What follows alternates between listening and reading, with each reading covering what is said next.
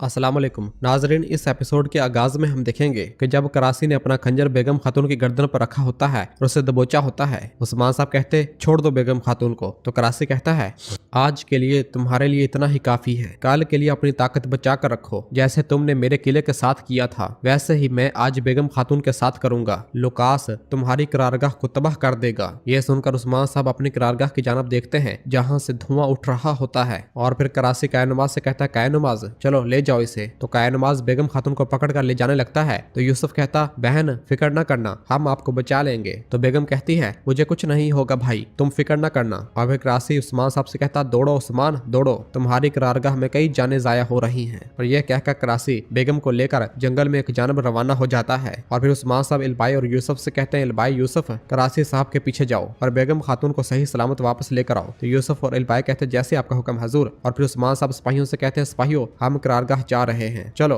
और उस्मान साहब और सिपाही करारगाह की जानब रवाना हो जाते हैं। जबकि इधर करारगाह में हम देखते हैं कि सोफिया हर चीज को आग लगा रही होती है, पूरी करारगाह को जलाया जा रहा होता है। सोफिया चिल्लाते हुए कहती सब कुछ जलाकर राख कर दो, जल्दी करो। वो और उसके सिपाही हर चीज जलाना शुरू कर देते हैं। जबकि बाहियान साहब भी कुछ बाजंतीनियों को जहन्नम वासिल करते हैं और फिर उनका सामना लुकास से होता है। लुकास कहता तो तुम हीरो बनना चाहते थे हैं बाहियान, लेकिन आज तुम मेरे हाथों मौत का मजा चखोगे। तो बाहियान साहब कहते हैं बेबुनियाद कुत्ते, हम तुम्हारी तरह दुश्मन पर पीछे से वार नहीं करते, अपनी तलवार चलाओ। और फिर लुकास बाहियान साहब पर हमलावर हो जाता है और बाहियान साहब लुकास से लड़ने लग जाते हैं। लुकास अपने आप का दिफा करता है और कहता है तुम अपनी जान देकर धोखा दही की कीमत अदा करोगे बाहियान। तो बाहियान साहब कहते हैं हम कीमत अदा करने से नहीं डरते लुकास, कुत्ते भौंकते रहते हैं लेकिन भेड़िए आगे बढ़ते रहते हैं। और फिर लुकास बाहियान साहब पर हमलावर होता है और बाहियान साहब अपने एक वार से लुकास को थोड़ा जख्मी कर देते हैं। जबकि दूसरी जानब सोफिया मुसलसल मंजीकियों को और पूरी करारगाह को आग लगा रही होती है, तमाम मंजीकें जलाई जा रही होती हैं। जबकि इधर लुकास का खास सिपाही भी बाहियान साहब के सिपाहियों को शहीद कर रहा होता है। सोफिया सबको जलाने के बाद मैदान में आ जाती है और अपने सामने आने वाले तुर्क सिपाहियों को शहीद करना शुरू कर देती है और बेदर्दी के साथ उन्हें शहीद कर रही होती है। इधर बाहियान साहब जब लुकास से लड़ रहे होते हैं तो लुकास और बाहियान के दरमियान टक्कर का मुकाबला होता है। इस दौरान पीछे से सोफिया आती है और बाहियान साहब के पीछे वार करके उन्हें जख्मी कर देती है। तो बाहियान साहब जमीन पर घुटनों के बल आ जाते हैं। ये देखकर लुकास कहता सोफिया। सोफिया कहती तुम इससे बात क्यों कर रहे हो, इसे मारो और इसे जान छुड़वाओ। तो बाहियान साहब कहते हैं अल्लाह का शुक्र है कि मैं अपने बिस्तर पर नहीं मरूंगा बल्कि मैं मैदान जंग में शहीद हो जाऊंगा, आओ कातलो। और फिर एक बार उठ खड़े होते हैं और लुकास और सोफिया पर हमलावर होते हैं और दोनों का मुकाबला करते हैं। और बाहियान साहब बहादुरी के साथ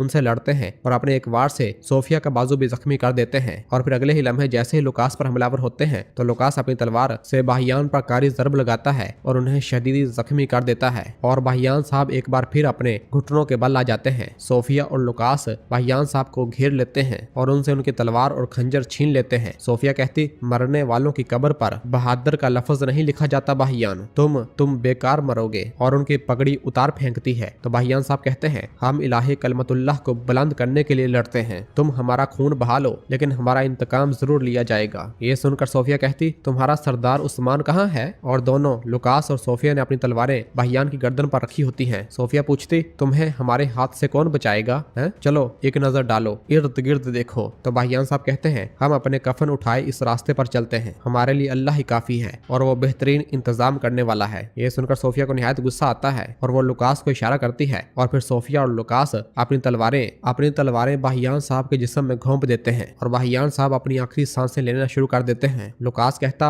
अपने खून में डूब जाओ बाहियान, तुम अपने आखिरी अल्फाज उस्मान से कह सकते हो। बाहियान साहब जमीन पर गिर जाते हैं जबकि लुकास और सोफिया उन्हें बेयारो मददगार छोड़कर करारगाह से रवाना हो जाते हैं। जबकि इधर काई कबीले में हम देखते हैं कि पोइना कबीले में से आगे बढ़ रही होती है और कह रही होती है आखिरकार में दुश्मन के दिल में दाखिल हो गई। और जैसे ही थोड़ा आगे बढ़ती है तो सामने से बाला खातून आ रही होती है और बाला की नजर पोइना पर, जबकि पोइना बाला को देखती है। पोइना जैसे ही जल्दी से बाला के पास से गुजरने लगती है तो बाला अपने हाथ से उसे रोक लेती है, जिससे पोइना के हाथ में पकड़ा हुआ सेब जमीन पर जा गिरता है और पोइना के रंग उड़ जाते हैं और बाला भी एकदम रुक जाती है और उस लम्हे को याद करती है जब उसने ख्वाब में हलीमा को देखा था और वो हलीमा हलीमा पुकारते हुए जैसे ही उसकी जान बढ़ी थी और कहा था मुझे एक बार अपना चेहरा देखने दो, सिर्फ एक बार देखने दो मेरी बेटी। और फिर इस ख्याल के बाद बाला पोइना को पलट कर देखती है और बैकग्राउंड में आवाज गूंजती है ये घूमता रहा यहाँ तक के झूले तक पहुँच गया, बच्चा नींद से जाग गया, सो जाओ मेरी खूबसूरत बेटी, सो जाओ मेरी छोटी बच्ची, सो जाओ जाओ मेरी बच्ची। और बाला अपने सामने अपनी छोटी नन्ही बच्ची हलीमा को देखती है और उस सारे मंजर को याद करती है जब वो रोते हुए नदी में अपनी बच्ची को ढूंढ रही थी और हर तरफ से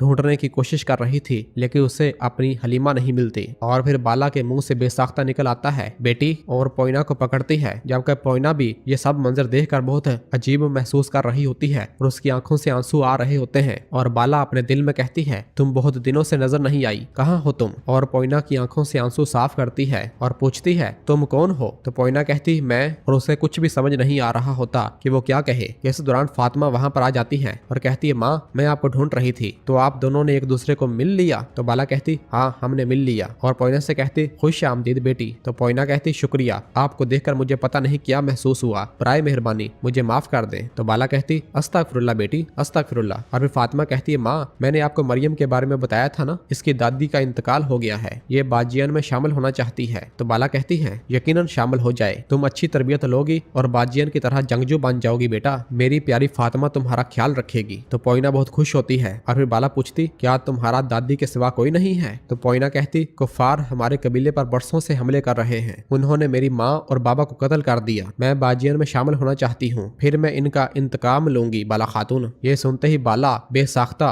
पोइना को अपने सीने से लगा लेती है और उसे जोड़ कर पकड़ लेती है, जबकि पोइना भी बाला से गले लगाकर बहुत राहत महसूस करती है। और बाला ने भी अपनी बेटी हलीमा को इस तरह गले लगाया होता है कि गोया उसके जिस्म का कोई टुकड़ा उसे वापस मिल गया हो। और वो काफी देर पोइना यानी हलीमा को गले लगाए ही रखती है और फिर उससे कहती है तुम्हारे नुकसान पर अफसोस हुआ। और फिर पोइना एकदम अपने आप को पीछे कर लेती है और कहती है शुक्रिया, मैं अब आपकी इजाजत से अपने खेमे में जाना चाहूंगी। और ये कहकर फौरन वहां से रवाना हो जाती है और रोते हुए आगे बढ़ते हुए अपने आंसुओं को साफ करती है और कहती है तुम रो क्यों रही हो, तुम इस औरत को देखकर क्यों आंसू बहाती हो और कमजोर दिखाई देती हो, मैं तुम्हें मार डालूंगी बाला, मैं कसम खाती हूँ मैं तुम्हें मार डालूंगी। और आगे बढ़ती है, जबकि पीछे से बाला अपने सीने पर हाथ रखकर उसे देखती ही रह जाती है और उसकी आंखों में भी आंसू आ जाते हैं। और फिर फातिमा कहती है वह बहुत अच्छी लड़की है, मैं इसे इस तरह देखकर अकेला नहीं छोड़ सकी, मेरा दिल फट गया था, मैंने कहा उस्मान साहब की सरजमीनों में कोई तन्हा नहीं हो सकता। तो बाला भी अपने आंसुओं को साफ करती है और फातिमा से कहती है मेरी मेहरबान बेटी तुमने बहुत अच्छा किया। और फिर बाला जमीन पर पड़े पोइना के सेब को उठाती है, जबकि दूसरी जानब हम देखते हैं कि करारगाह में उस्मान साहब और उनके जानबाज सिपाही अपने घोड़े भगाते हुए जैसे ही वहां पहुंचते हैं तो देखते हैं हर तरफ आग लगी होती है, तमाम सिपाहियों को शहीद कर दिया गया होता है, हर चीज तबाह बर्बाद हो चुकी होती है, सब कुछ खत्म हो चुका होता है, जमीन पर सिपाहियों की लाशें ही लाशें होती हैं, हर तरफ खून ही खून होता है। ये सब देखकर उस्मान साहब और सब बहुत ज्यादा परेशान हो जाते हैं। उस्मान साहब अपने घोड़े से नीचे उतरते हुए अलाउद्दीन से कहते हैं अलाउद्दीन जल्दी आओ बेटा।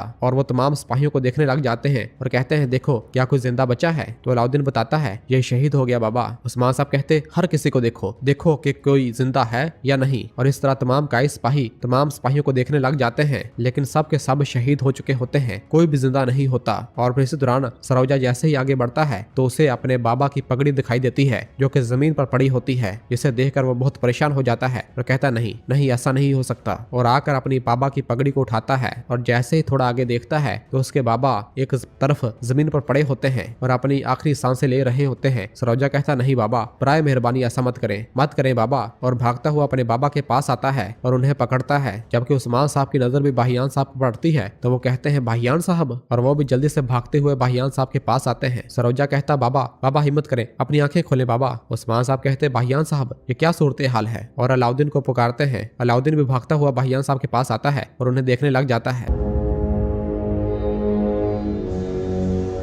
और नाजरीन इसी जगह पर एपिसोड खत्म करते हैं, मिलते हैं बहुत जल्द अगली एपिसोड के साथ। वीडियो को लाइक कर दें और जिन दोस्तों ने अभी तक चैनल सब्सक्राइब नहीं किया वो जल्दी से चैनल सब्सक्राइब कर दे और बेल आइकन यानी घंटी वाले निशान को भी प्रेस कर दे ताकि आने वाले एपिसोड्स आपको आसानी मिल सके। दुआओं में याद रखें। अल्लाह हाफिज।